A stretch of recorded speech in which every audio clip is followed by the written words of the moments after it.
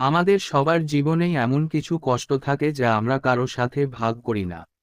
রাতের অন্ধকারে বালিশ ভেজে, কিন্তু সকালে হাসি মুখে সবাইকে বলি, ভালো আছি। আমরা ভাবি কেউ বুঝবে না, কিন্তু মহাবিশ্বের নিয়ম অন্যরকম।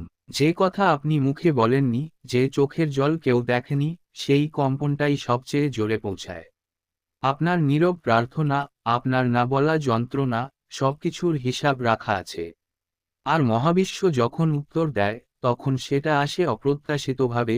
হঠাৎ একটা সুযোগ, একজন মানুষের আগমন, অথবা মনের ভেতর অদ্ভুত এক শান্তি হয়। মনে রাখবেন, আপনার কষ্ট বৃথা যায় না। উত্তর আসবেই, শুধু চোখ কান খোলা রাখুন। 2. আপনার না বলা কথার জবাব যেভাবে আসে। মহাবিশ্ব ফিসফিস করে কথা বলে, চিৎকার করে না। তাই তার উত্তরও আমরা অনেক সময় বুঝতে পারি না। 3টি উপায়ে উত্তর আসে। ইঙ্গিত, বারবার একই সংখ্যা দেখা, একই ধরনের কথা বিভিন্ন মানুষের মুখে শোনা, হঠাৎ কোনো পুরনো গান বেজে ওঠা, এগুলো কাকতালীয় নয়। মানুষ, একজন অচেনা মানুষ এসে এমন কিছু বলে যাবে যা আপনার সমস্যার সমাধান।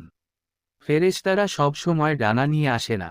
অনুভূতি, হঠাৎ করে বুকের ভেতরটা হালকা লাগা, মনে হওয়া সব ঠিক হয়ে যাবে, এটাই সবচেয়ে বড় উত্তর। আপনি যে কষ্টের কথা কাউকে বলেননি, সেটার উত্তর পেতে নিজেকে প্রশ্ন করুন, গত কয়েকদিনে আমার সাথে অস্বাভাবিক ভালো কিছু কি ঘটেছে? উত্তরটা ওখানেই লুকিয়ে আছে। 3. কষ্ট প্রকাশ না করলেও ক্ষতি নেই, যদি সব কষ্ট সবাইকে বলতে নেই। কিছু যন্ত্রণা শুধু আপনার আর সৃষ্টিকর্তার মাঝে থাকাই ভালো। কারণ মানুষ বিচার করে, মহাবিশ্ব ধারণ করে। কিন্তু না বলা কষ্টকে পুষে রাখবেন না, তাকে ছেড়ে দিন। রাতে ঘুমানোর আগে চোখ বন্ধ করে বলুন, যা আমি বইতে পারছি না তা তুমি নিয়ে নাও। বিশ্বাস করুন, যে শোনার সে শুনেছে।